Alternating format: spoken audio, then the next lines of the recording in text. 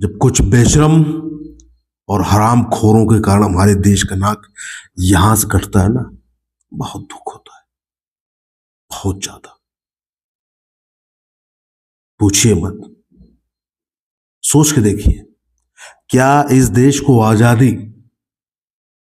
और ये सब सारी चीजें जो आज हम सुकून से खुश होकर अपनी लाइफ एंजॉय कर रहे हैं, इसे पाने के लिए, इसे यहां तक पहुंचाने के लिए कितने सारे सूरवीरों ने, क्रांतिकारियों ने अपनी जानें दी। और आज भी हमारे फौजी जो हैं सरहद पे शहीद हो रहे हैं,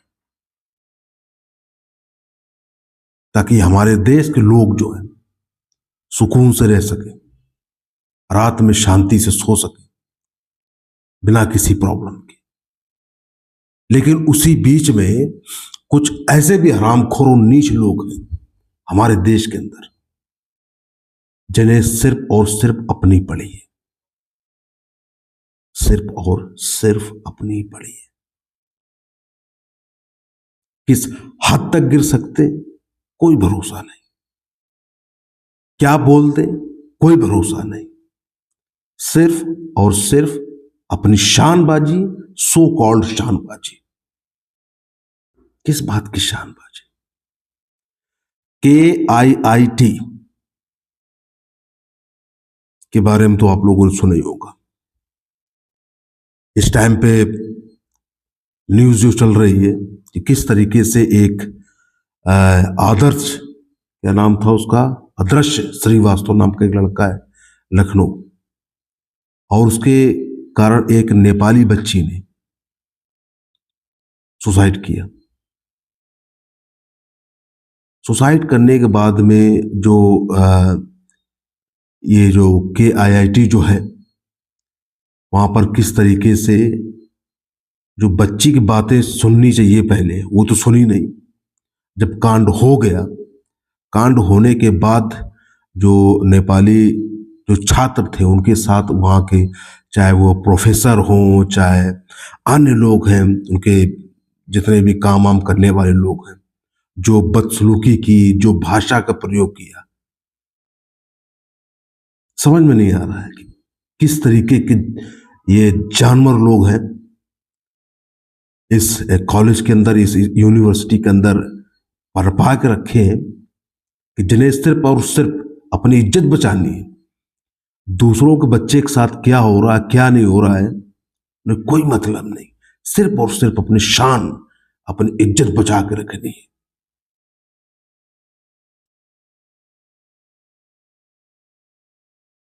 क्यों?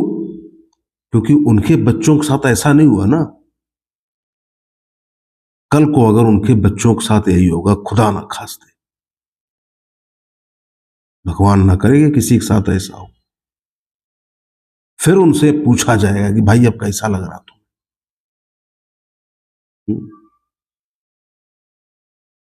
कितनी उम्मीदों के साथ वो बच्ची जो है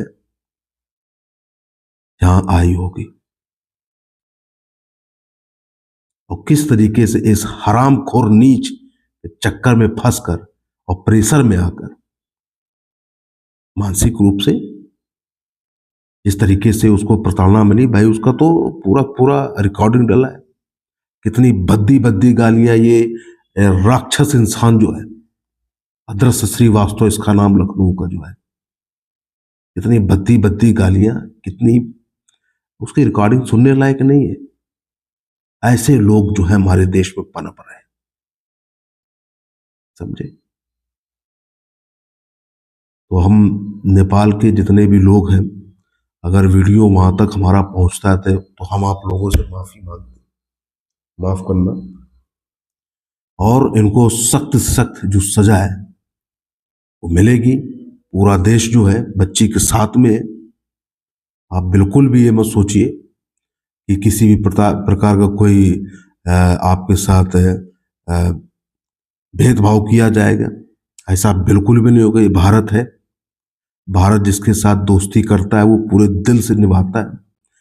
और एक चीज, काफी रिकॉर्डिंग पड़ी है, ये कुछ मंजुषा पांडे, जयंती नाथ, ऐसे कुछ प्रोफेसर वगैरह है, किस तरीके के भाषा का उपयोग कर रहे हैं उन बच्चों के साथ में। आपने देखा जो वीडियो और है, हमारे पास रिकॉर्डिंग नहीं है, आप रिकॉर्डिंग देखना जाकर। ये जो फैशनबाजी में खड़े होकर जो डायलॉग मार रही है ना ये लोग, शर्म आनी चाहिए तुम लोगों को। किस तरीके से बच्चों के साथ मिसबिहेव करके बातें, ये खाना देना या पूरे नेपाल को पूरा खाना, ये इसका सोचिए किस तरीके का असर पड़ेगा। ऐसे नीच लोगों, बेशरम लोगों को का नाम, ये का नाम यूनिवर्सिटी ने अपने अंदर भर के रखा है और एक्शन लेने की बजाय प्रोटेक्ट करने में लगे हैं। अब किस चीज की इज्जत तुम लोग बचा रहे हो? किस चीज की इज्जत बचा रहे हो? भारत है, इस चीज को पहले से भी आगाह किया जा चुका है। बहुत सारे ऐसे केस आए, छीछा लेदर हो गया सब लोगों का, समझ में आया। ये भारत है, यहाँ इंसाफ कोई भी हो बिना किसी भेदभाव के मिलता है, मतलब मिलता है, सीधी सीधी बात है। और जो भी बच्ची के साथ हुआ है, जो भी उसके साथ जो भी शामिल है, उनको तो सजा मिलेगी। साथ जो नेपाली जो छात्र थे, छात्राएं थी, उनके साथ जो भी मिस बिहेव हुआ है, उसके लिए भी पूरे पूरे जो क्या कहते हैं यूनिवर्सिटी जो है, उनको माफी मांगनी चाहिए, सामने आकर माफी मांगनी चाहिए।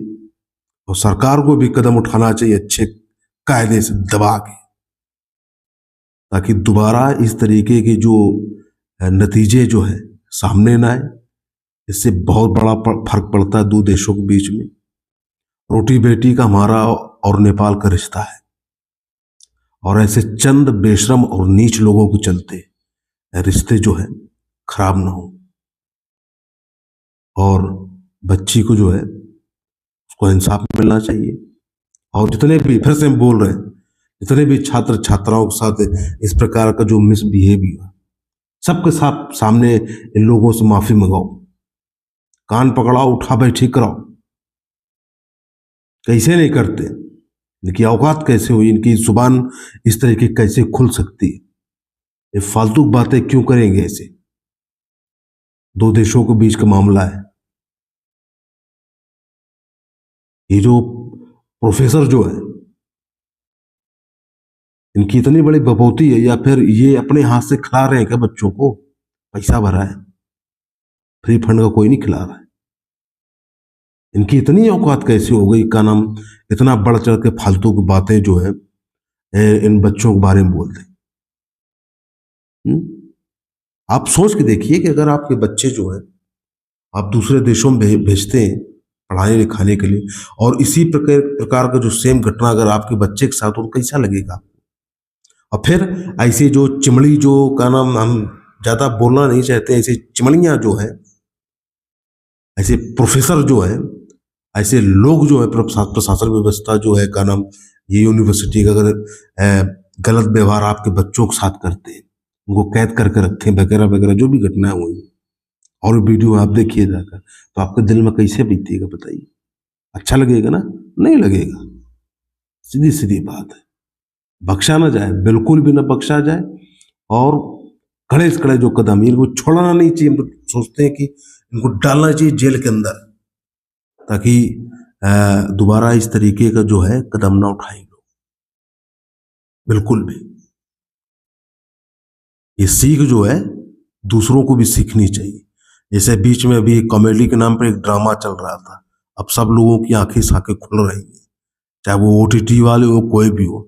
तो गंदगी इस देश में बर्दाश्त नहीं होगी। बोलने की आजादी है, सारी आजादी, लेकिन ऐसा अगर बोलोगे ना, फालतू का मजाक जो समाज में नहीं चल सकता, नहीं चल सकता है।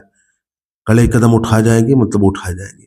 और इसी तरीके की, जिस तरीके की भाषा का प्रयोग इस महिला जो प्रोफेसर थी KIIT, तो उनके खिलाफ भी उठाया जाए, उनको दिखाया जाए, अंजाम तक पहुंचाया जाए। और पूरी यूनिवर्सिटी जो है, क्यों नहीं पहले ध्यान दिया?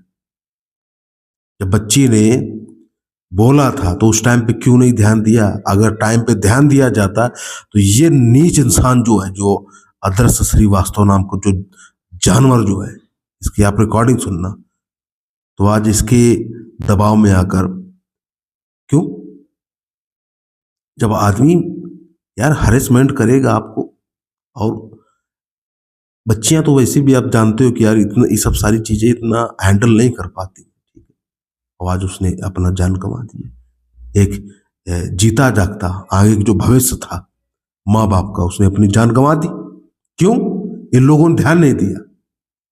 उस बच्ची ने, न्यूज के अनुसार अगर देखेंगे तो बच्ची ने जो था ये यूनिवर्सिटी में शिकायत भी की थी इसके बारे में, बताया भी था इसके बारे में,